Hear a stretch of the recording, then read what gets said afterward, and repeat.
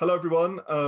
My name's Jack Street. I am joined today by Gabriela Jaeger. Are you the CEOs of Global Changemakers? Programs director. Programs director. Okay, I just wanted to get your title right. And co-founder, yeah. And co-founder of Global Changemakers, an organization that works to empower young people to make change in their communities around the world. I think you're based in um, pretty much every country around the world. You've got individual change makers doing different things in their communities. If you could you tell our viewers a little bit about what Global Change Makers works to do and how you got started? Well, yeah, you've already mentioned it. Basically, our work is around supporting young people that are doing good things for their communities. We kind of like started adopting the whole SDG uh, term very recently, but we precede the SDGs. And basically, it's not just the SDGs, it's really anything that is meant to improve your communities or the state of the world. And we do this through supporting them with training, with networking, with platforms, and also with funding for projects. So in a nutshell, that's what we do. As you well mentioned, we have change makers pretty much all over the world. And we used to just get our batch of change makers, if you may, in annual events where we launched a call for application globally, and we selected the 60 more promising cases or the people that were doing the most innovative work, and we brought them to a week's training. Now, of course, with the pandemic, and also we already before the pandemic started thinking, we only get to bring 60 young people to this event, and we typically have thousands of applicants, 4,500, which means that only 1% of the people that apply get to come to the events. And we were thinking, well, how are we going to bridge this gap? And although we pride ourselves in the democratic process that we have, because every single person that was selected to come to this event had a full sponsorship. So it didn't really matter what their background was. It was really just about their work, which made, for a really diverse network, but, still, it's only a tiny percentage. So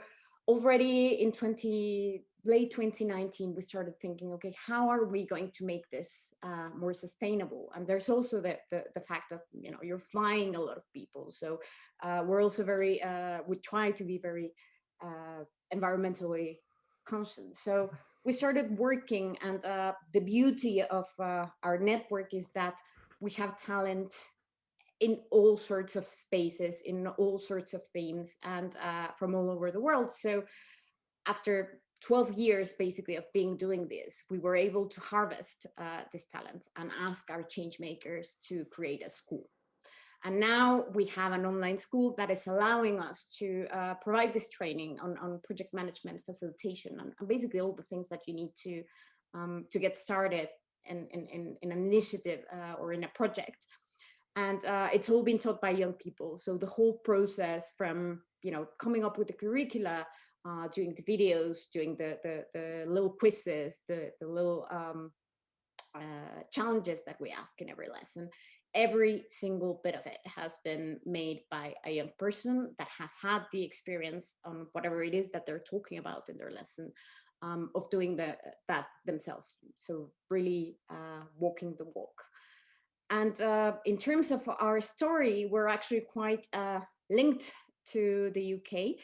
So originally, this is 12 years ago, the British Council was, we were part of the British Council. We were a program by the British Council that was conceived in kind of like in partnership with the World Economic Forum.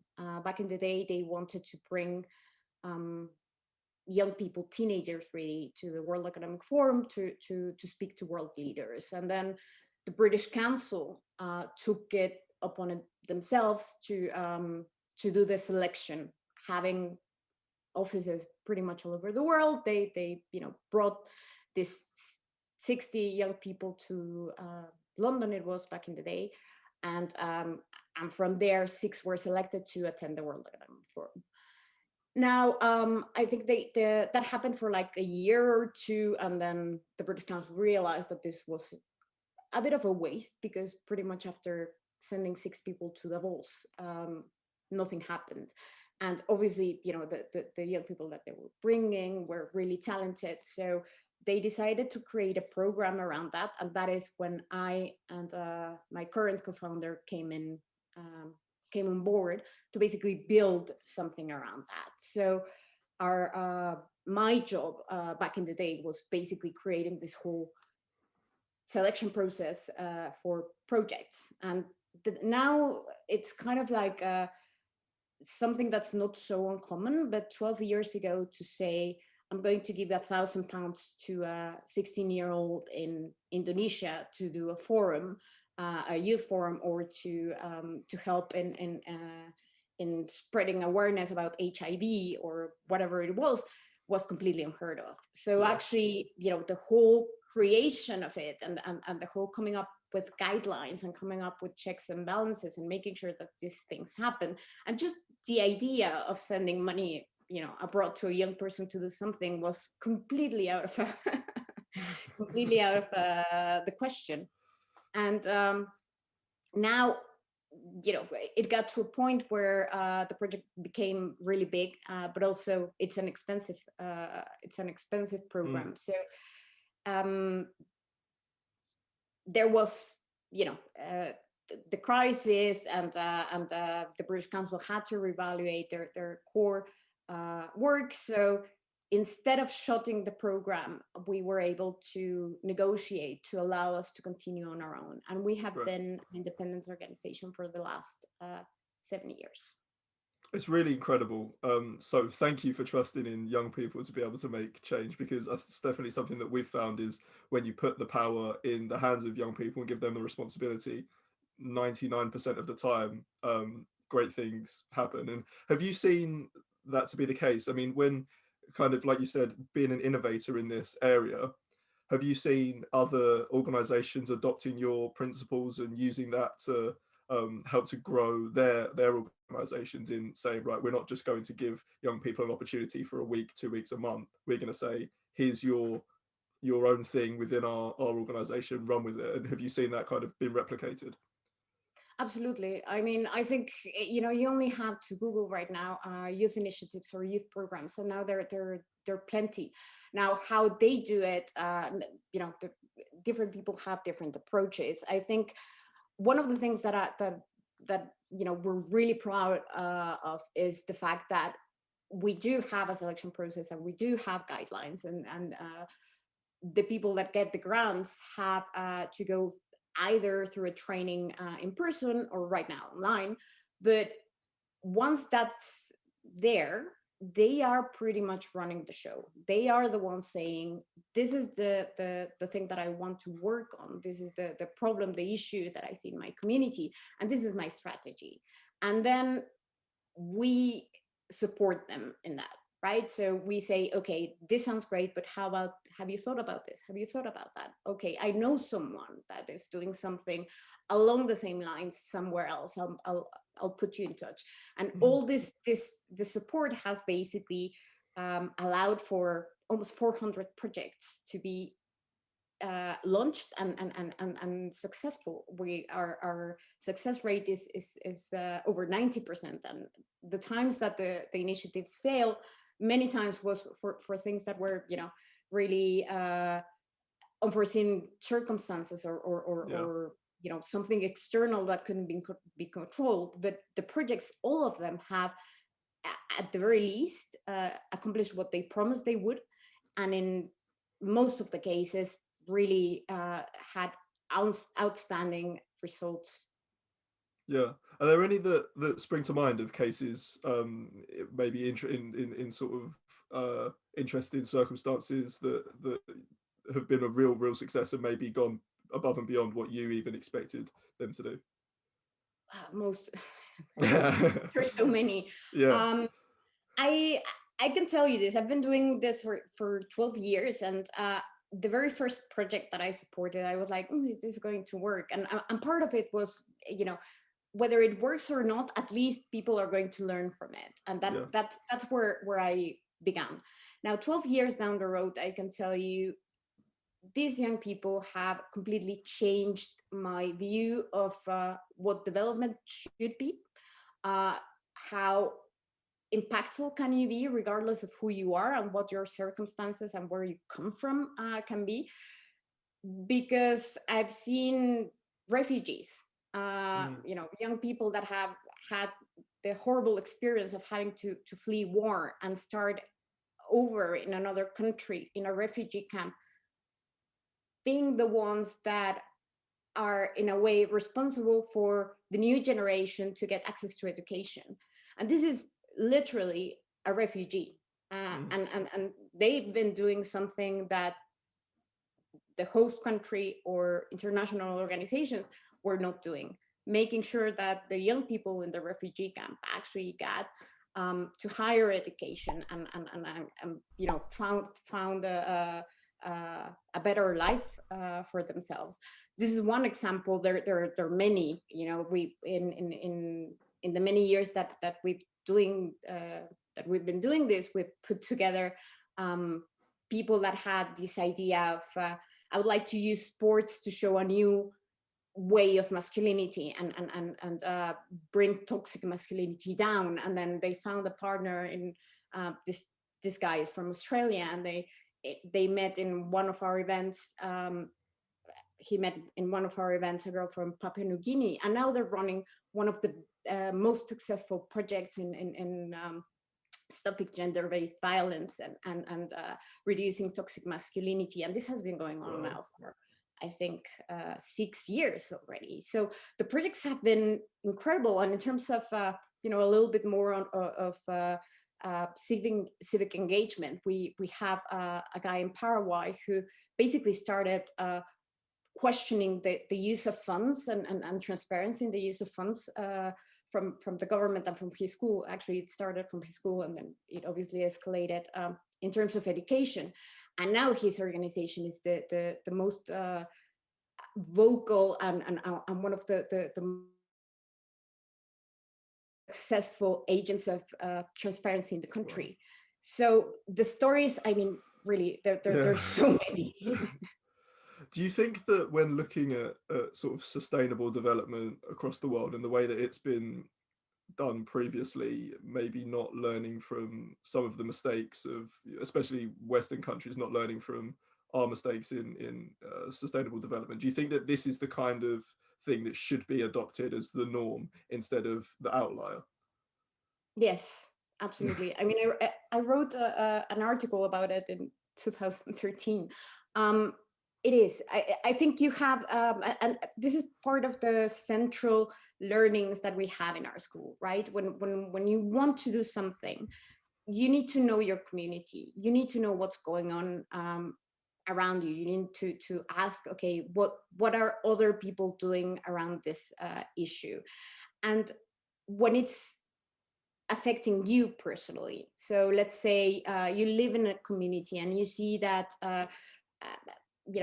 gender-based violence is a rule, or probably you come from home where this happens, it affects you, right?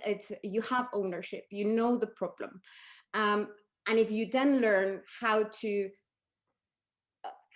ask for the engagement of the community, ask other parties, what is your experience, what can we do about it, then the solution is much more sustainable, right? If you're personally being affected by an issue, and this is something that often happens when you're bringing a solution from abroad or from a different perspective, maybe something that worked somewhere doesn't work in your context. So absolutely, having people from the community being involved in the solution is something that's crucial for the success of whatever it is that you're doing.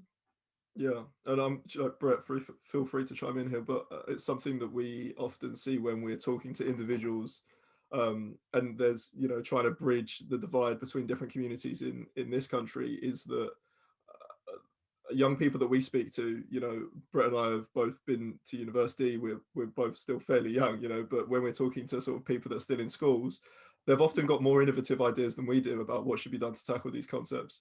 And being able to give them the space to be able to change things, I think that you have to sort of put aside your ego a little bit and say, I'm not the one who's got all of the incredible ideas.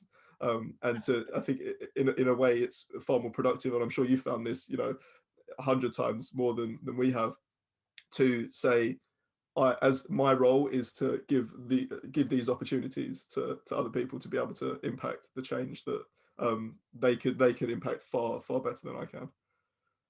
Absolutely, and this is also something that we try to focus a lot in our training. You know, to say you always have to be open, and you always have to come from the perspective of fall in love with the problem, but don't fall in Mm, love with your idea, and yeah. don't try to, you know, it's not about starting an NGO or having the most successful project around. It is really about solving the problem. So that may mean that you need to start from scratch. That may mean that you need to readapt whatever plan you had, or to be humble and realize that other people are doing a better job than what you're doing, and then trying to, you know, add to that, try to help to that. And it's really what we're trying to do here is really open people's hearts and minds Mm, to really, you know, fall in love with the problem and work together to solve things. yeah. Have you found that there's been any less demand in the last year, or have you seen the demand for people to get involved in the work that you're doing increase? Because I think in many ways people thought that coronavirus was going to really impact this kind of thing negatively, but what we've seen is we've had an outlet for people during lockdown, during the crisis, to be able to speak about, you know, what's impacting them in their areas. Have you seen the same thing? Yes, absolutely. I mean, I think people have had much more time to reflect. Yeah. And I can tell you that our amount of work has quadrupled. Mostly because this was the year of the pandemic was the year where we launched the online school. So of course, you know, this we knew that there was interest. We didn't know how big, and Yeah. the fact that we're an organization that supports kind of like crazy things, or that doesn't have like a huge bureaucracy to get your project supported, has meant that a lot of young people had ideas of how can I act, right? Mm, They are in this crisis, they are in this pandemic, and they have an idea for a project, and they came to us. So and the process is very simple. So yeah, definitely. The fact that we're living such a crazy times, really. We've supported all sorts of initiatives that you know are trying in a way to bridge a little gap, or to help a little bit in the situation. Gabriella, if anyone watching this video wants to sort of get involved in Global Changemakers or learn more about the work that you're doing, how can they do that? What's the best way for them to do that? Or get involved in the virtual school even? Yes, well, the best way would be just to go to our website, which is www.global-changemakers.net. And there you'll find the link to school. There are plenty of ways in which young people can get involved, whether it's enrolling in the project management course to, you know, learn project management and have a chance to get your initiative supported, to organize your own GCMX events. This is something that we also launched during the pandemic, which is meant to give young people the knowledge to run our events with our methodology and so on and so forth. And they can do this mostly online nowadays, and we provide support for this to happen. So yeah, just go to the website. There are plenty of resources there. We have toolkits, we have courses, we have all of the projects that we've supported for inspiration. Yeah. Perfect. And was there anything else that you wanted to add before we let you go? No, that's it. Just I've seen your website. You're doing amazing work. Thank you. Thank you very much for doing that. Congratulations, and also thank you for reaching out to us. It's a pleasure. We've had a great time working with everybody. Thank you so much. Take care. Thank you for watching, everybody. Be sure to like and subscribe, and we'll see you in the next video.